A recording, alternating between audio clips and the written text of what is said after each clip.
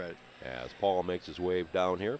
And next up for the Cougars will be that road matchup against Crown College on February 3rd when they start the second half of the conference season. Get coach situated. Paul, thanks for joining us here. And Hale have won that got away again. And I guess one name kind of says it all, Michael Carney. Yeah, he's very tough. Those pull-up jumpers, they're so hard to defend. Yeah. I mean, we thought we were there. He just finds an open area, and I seem like he didn't miss one. Sure seemed like it from down at our end. No, probably just one. Yeah, Okay. he had those 4 in the second half. Yeah, and I mean, we knew he was completely capable of that. That's something you try to get ready for, but I mean, that pull-up jumper's a lost art, and he can do it, and it's, you just don't have to defend it very often. Right. Yeah, on the positive, Joe Roggenbuck 3 for 4 inside, but just not enough touches. No, and that's what happens. It gets all that length. I mean, that's the longest team by far in the UMAC. We're the smallest team out there every night, but it hasn't been that much difference lately, and we've been able to go inside the Joe quite a bit. Johnny's even able to post up, but tonight it was even hard to get Joe the ball down there. When he did, he was pushed out away from the basket, and those layups turned into 6-foot hook shots, and they're a lot tougher to hit.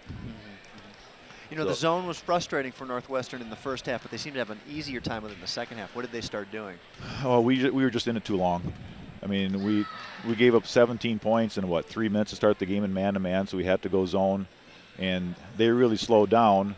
But there was times in that second half where we should have gone back to man-to-man just for a couple possessions, but it's just so hard to do, and they just tore it up so easily that we did throw 3 different zones at them, and plus our zone press. So we tried everything we had, and like I said, it would work for a possession or two, then they would figure it out.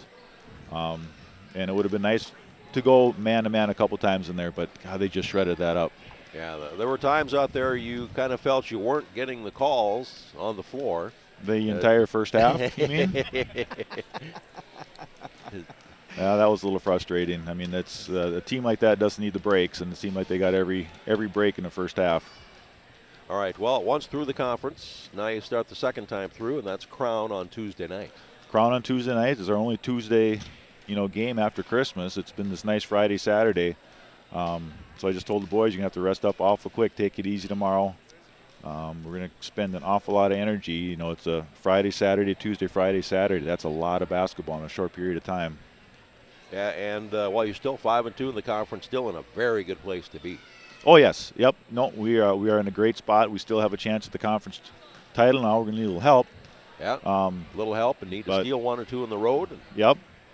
But Brody's been here for 5 years. He said, I think every year they beat us here and we get them at their place. So hopefully that'll continue. All right. What are you going to work on this week in practice? Well, it's going to be a lot different this week with that Tuesday night game. Yeah. So Monday we'll have to get ready for Crown, and it seems like forever ago we played them. It wasn't that long. But we've played a lot of games since then. We'll still be tired from the weekend, so on Monday it'll be try to get as much as we can in a very short period of time and get them on and off the court as quickly as possible.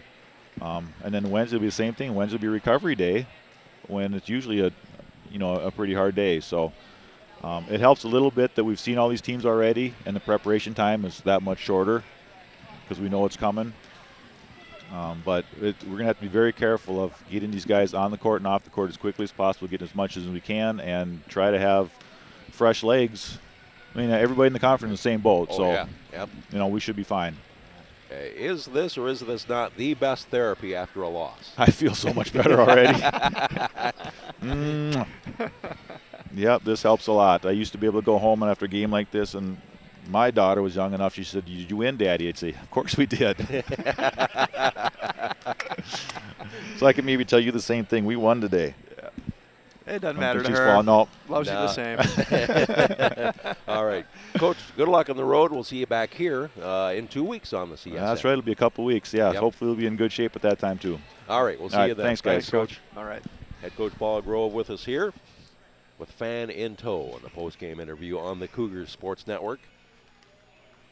So that, by the way, Chris Butler's daughter. It is indeed. And, color commentator in training. That's right. That's right. So, so the Cougar men drop one here today, 74-54 to Northwestern. Cougar women winners earlier over Northwestern as well. So the Cougar women find themselves alone on top in the UMAC. The Cougar men find themselves in second place, 2 games back of Northwestern in the UMAC.